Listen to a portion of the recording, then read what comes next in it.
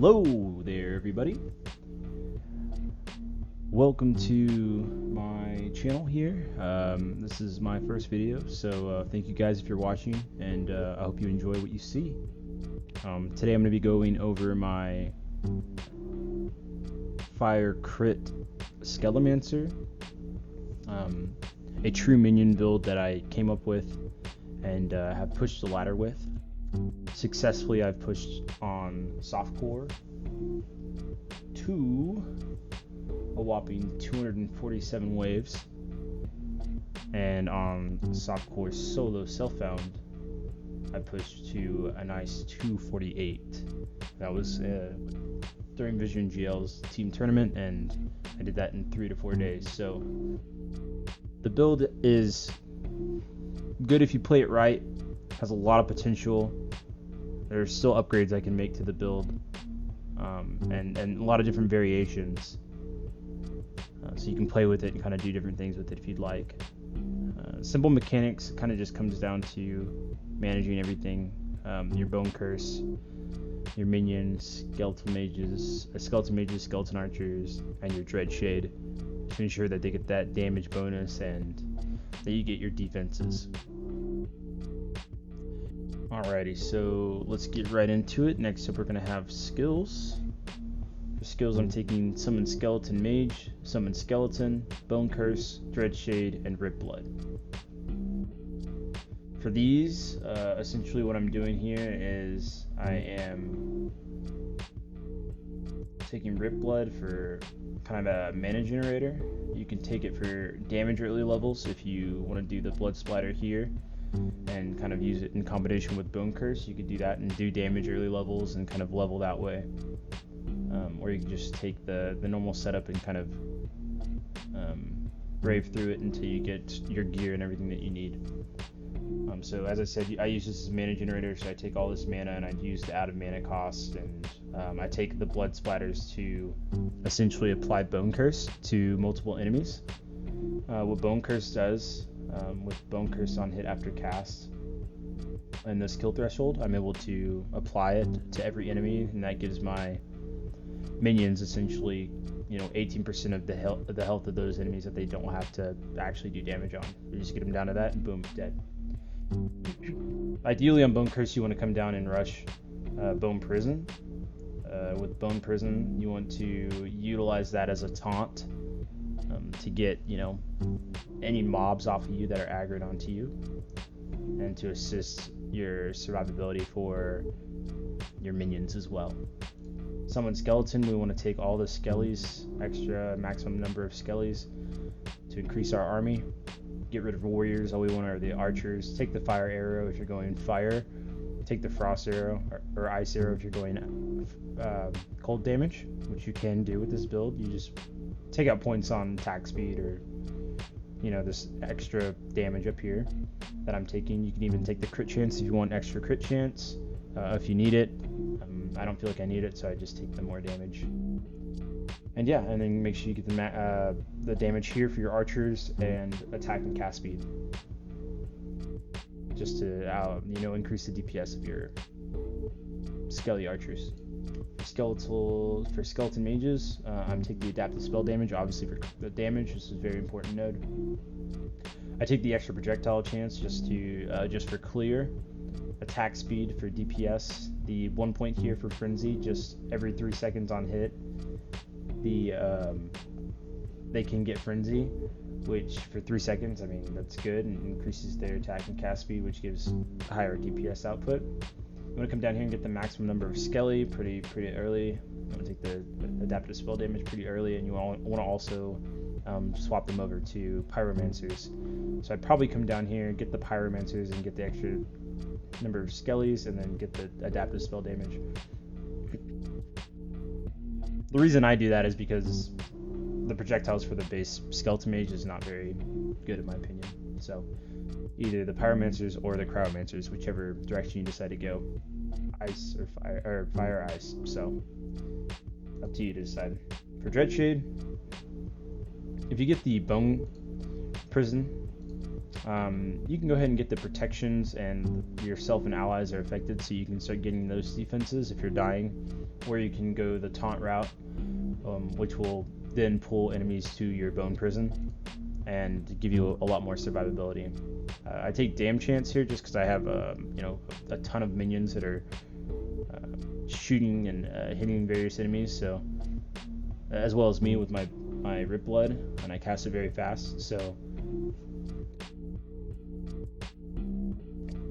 I figure it's worth, the 2 points, 50%, and I'm applying extra damage. You could take this note out. You could go here for the 3% increased health or whatnot, or even Frenzy maybe, or even this. I just don't like to deal with the increased area.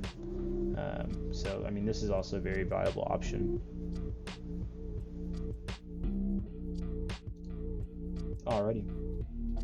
And for passives, I'm going pretty basic here, just taking this for the intelligence, getting the minion and attack and cast speed here, this increased minion health for survivability on my bone prison, this regen as an extra point to get me a step up here.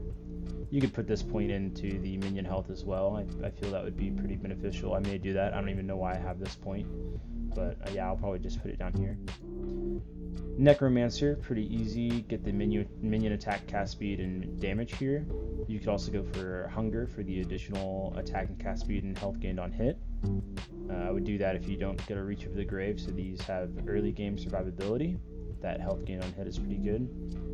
Health regen for survivability of my minions. I'm getting this increased health node for the survivability of my bone prison. And then we want to grab this extra skeleton here, the bow physical damage here, get this to get our skeletons again, come up this way to get our mage, get this attack and cast speed and this leech on crit, and then grab this flat damage and grab this crit multi, go up here and grab this crit multi, grab this extra damage here for fire and bow damage. If you're going fire, you could probably save the points out of this. I mean, the bow damage is worth it as well, and the chance to consume minion is worth it as well, regardless of your the direction you're going. But I mean, you can kind of read these notes. Freeze rate multiplier if you're going freeze and you're getting like the frostmosis and chill chance. I just take this for the crit multi, so regardless I would take this. And then the elemental damage is kind of the last thing you want to get for damage, and fill out kind of any of the other notes that I've already stated, maybe even this one if you want more damage. But for me, I felt like the ones that I had are pretty good. I don't take anything in Lich, but you can take the Leech here and then grab the Survival of the Cruel here, all the way until you have enough points. Maybe add a little somewhere else like the Int or something, until you can get the Health Leech to increase damage, and that will boost your damage quite a bit. I believe it's supposed to only be 200%. It's bugged right now and gives 400%, but yeah, if you want to do extra damage yourself with another skill instead of Rip Blood, once again I use it as mana generator, but you could definitely replace this with a damage skill or something like that, so you output damage as well.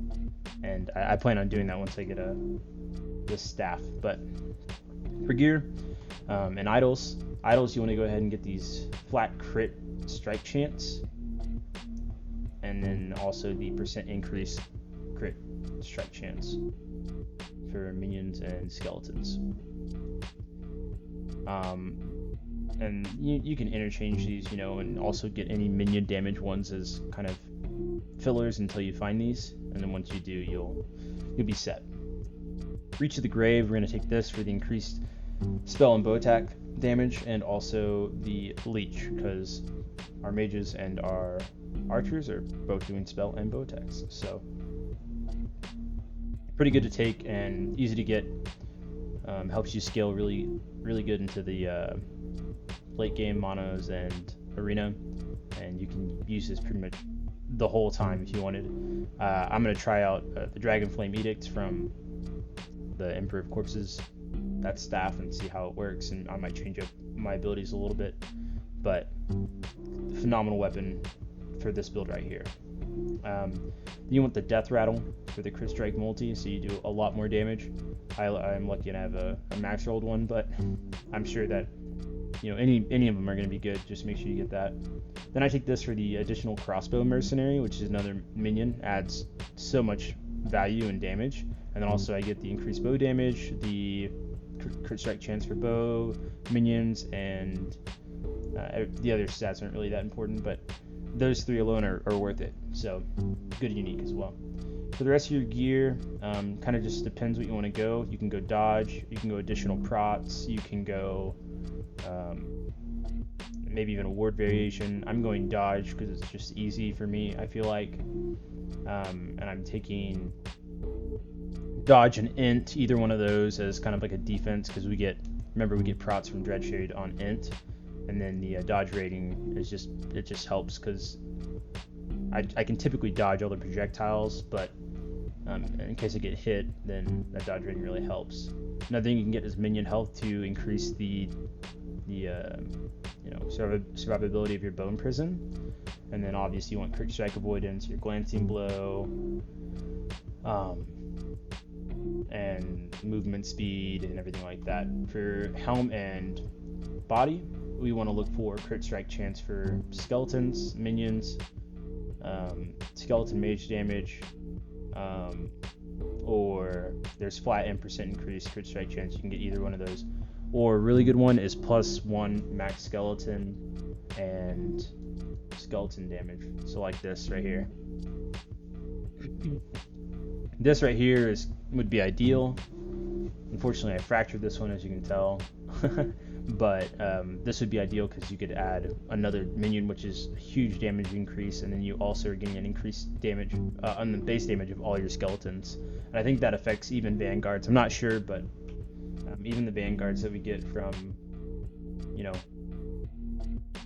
Bone Curse are considered skeletons, so I'd figure they would work, but I'm not sure on that. Anyways, yeah, that's it for gear, passives, and skills. And then I guess I'll just show you some gameplay. So yeah, enjoy. Peace.